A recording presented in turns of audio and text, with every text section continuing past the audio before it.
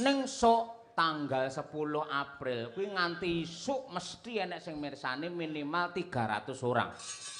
Mergane kabeh para TNI Angkatan Udara diwajibkan nonton wayang mbuh saka ngendi wae wilayahe. Tenan-tenan. Oh yoga-yoga teko nang lokasi kabeh siap ngono kuwi. Ayo dihormati kabeh. Ngono kuwi.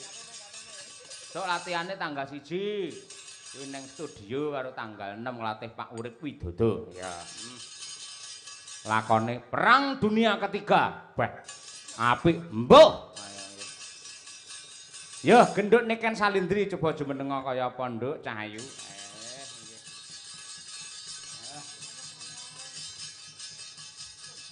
Bocah.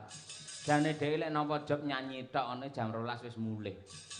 Parandene mergo senenge karo kabudayan mligine wayang nganti jam 2 nembang mongko engko mulih jam 3. Kaya ngono nduk. Ora pengen leren nyinden nyanyi tok ngono lho ben ra kesel ngono kan.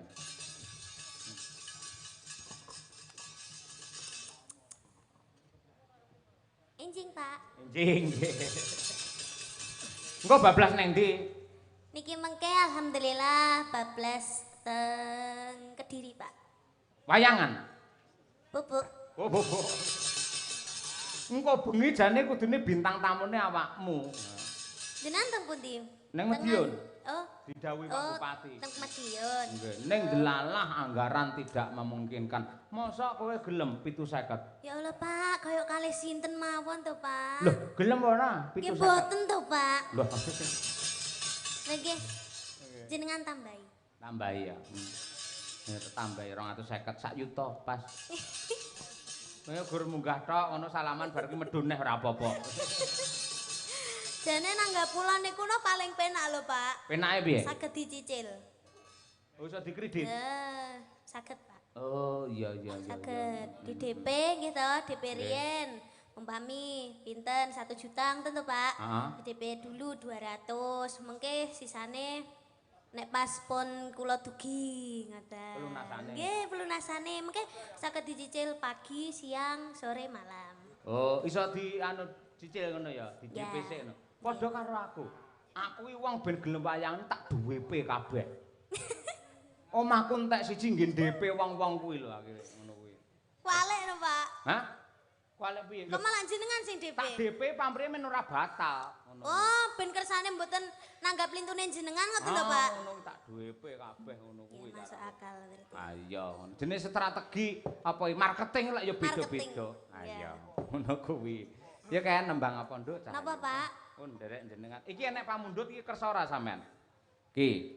Nderek Mangayu Bagyo, Mbak Rini. Nggih, selamat ulang tahun Adik Belva, moga sehat panjang umur. Terima kasih Ibu Sri Andreas atas segala dharmanya. Semoga berkah barokah. Amin. Saking Mbah Warsono. Napa, Pak? Badhe nyuwun lelagon gubuk asmara menawi berkenan. Oh, nggih. Niki saderenge nyanyi niki kersane Mbak Belva, kersane minggah teng mriki kersane foto kalian kula. Oh, tasik dereng tilem ta? Nggih. Oh, nggih. Kalih napa Ibu Rini kalian Bapak monggo mriki. Niki Pak, niki anu lho Pak, iki angel bisa foto karo Niken iki angel. Nggih, kula mbiyen kula edit-edit dhewe kok. Ayo. AI, Pak. AI ya tak edit. Kowe meluk aku ngono ayo. Ayo AI. Ngono kuwi. Monggo mriki Bu Rini, Pak Rendra, Pak Hendar kalian ingkang nembe ulang tahun. Monggo Mbak Yu mriki. Nah, kaya ngono kuwi. Pokoke seniman Pon rantos ket dek wau, Pak. Pon ket dek wau sonten. Apa? Kan kula mau kan tasik make up to, Pak. Iya. Terus Mbak Deva pengen foto. Lah kula tasik make up deh tasik ndamel bedak mawon ya ngeri to, Pak. Kayak gareng to, Pak. Iya. Mangga kula semayani. Wah, nggih. Nggih. Pokoke lek sing jenenge seniman ketrima angger wis dijak foto wong kuwi ketrima. Ayo ngono kuwi. Selamat bertambah usia. Nggih. Nggih, Bu Rini pun mboten sasungkan, mboten betul dompet mboten napa-napa. Minggah niku aman. Penting jenengan kersa foto kalih kula ngoten mawon. Bapak mbeto dompet. Lah ibu mboten nggih jenengan nggih mbeto to, Pak. Wah, anu, kula teng-tengah. Nah, nggih. Nggih, Mbak Rini. Bar niki foto kalih kula mboten? Nggih, Pak. Aku tak foto karo Arif nglumer ae. Monggo dihitung kameramen ya.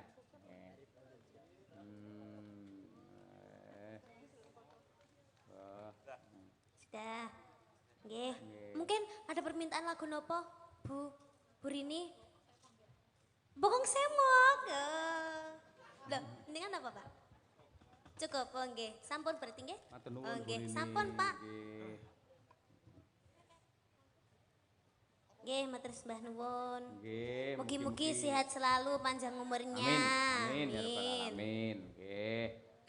Gubuk asmara sik ya, Nduk. Nggih, Pak. Enek duwite barang lho, nyah, iki diplastiki ya. Ayo, nyah. Mboten, Pak, mboten. Pun. Niku lho kene kuwi lho. Ayo. Oh nggih. Cah-cah kuwi lho. Ayo, nggih. Ah, ngoten. Lagi iki duit diplastiki. Ayo. Go tutik. Wah, nggih ngenteng mobil kuwi kok. Iya, nggih. Gubuk asmara, Pak. Nggih. Versi napa? Jaranan. Nggih, siap. Sik kuat to? Duh, kuat Pak kula. Ah, syukur nggih. Bawani sik nika. Nggih. Napa Pak bawane?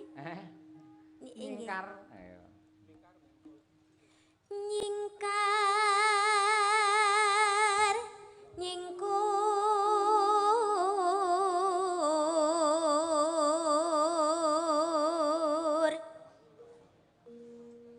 wiwitane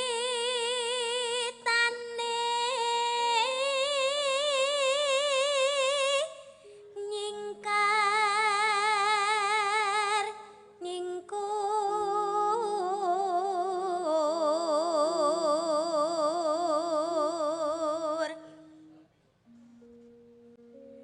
lingsem yen kemutan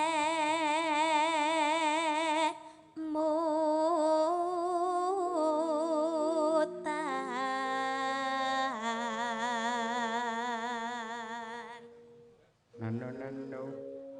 lelampahan kang muri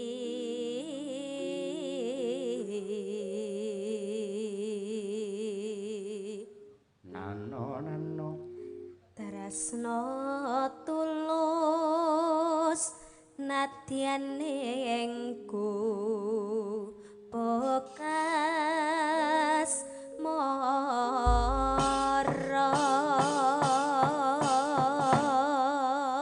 yen liwat aku kelingan gubuk kae biyen tak leren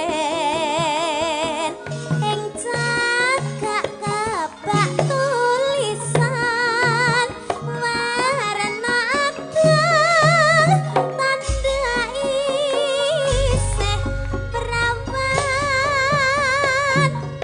senangi gubuk asmara biyen kae tak gantung tresno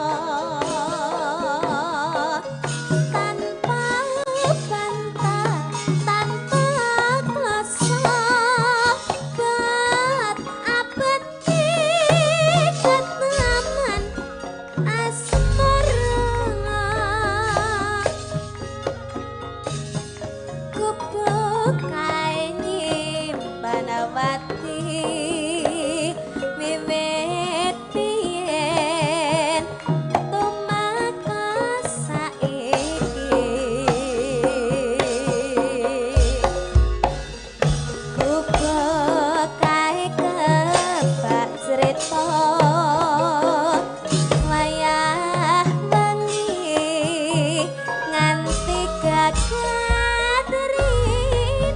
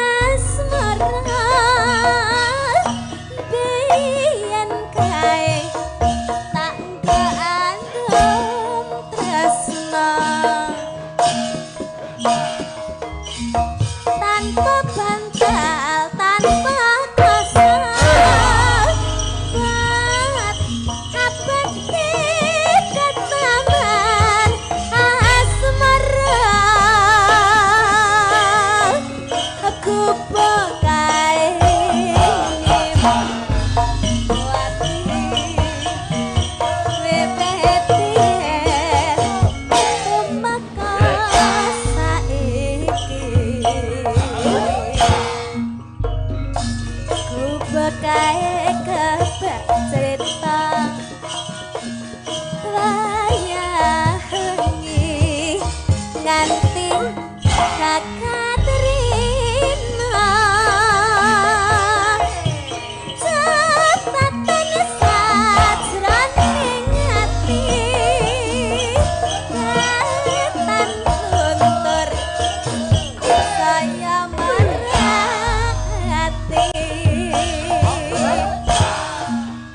aku kowe dadi gerbang meragalar ning kubuk asmara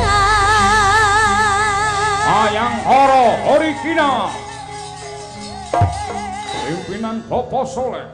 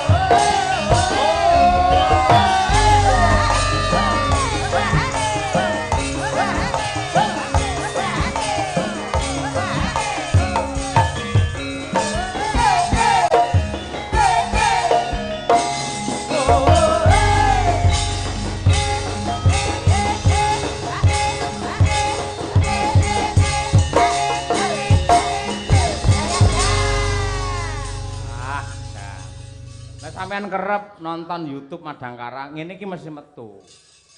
Suwi-suwi kok apal. Nggih, Pak.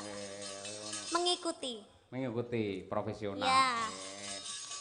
Dijingkas, Nduk, nggih tutupan, Nduk. Monggo, napa, Pak?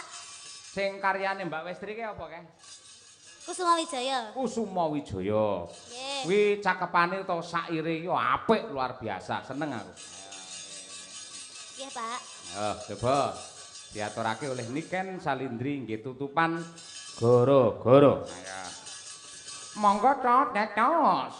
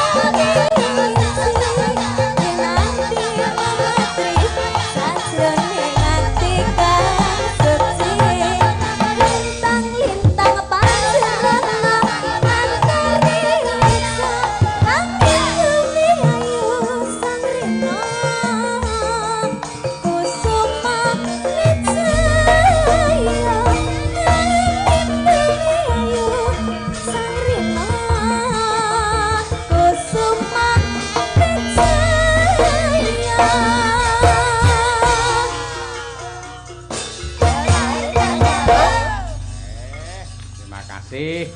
Kena nggih tambah kangen. Ha iya, kaya ngono kuwi karo nggih tambah kesel. Kasih Nduk Niken Salindri, terima kasih. Intine pokoke awake dhewe ngaturake panuwun ingkang tanpa upami dumateng Burini kalian Pak Hendar, nggih. Mugi-mugi sak rampunge wayangan jenengan tansah dipun berkahi dening Gusti Allah, rejeki melimpah ruah, dipun paringi putra-putri soleh lan solekah. Klebet para pamirsa ingkang kepareng nenggani kelawan awake dhewe ngaturake panuwun muga-muga tansah pinaringan bejo donya nganti akhir ya, Truk. Nggih. Yen nulat dawuhe Rasulullah jeung Nabi Muhammad sallallahu alaihi wasallam, orang yang menghindari debat utawa eyel-eyelan utawa ngotot sama dengan inden kapling di surga. Negara yang rusak ketika pejabat dan masyarakatnya tidak pernah berkarya karena disibukkan dengan perdebatan dan hujatan. Dan siapa saja yang tidak mau berdebat, tidak mau menghujat, itu dianggap orang yang bodoh. Bolak-balikane jaman ngono kuwi.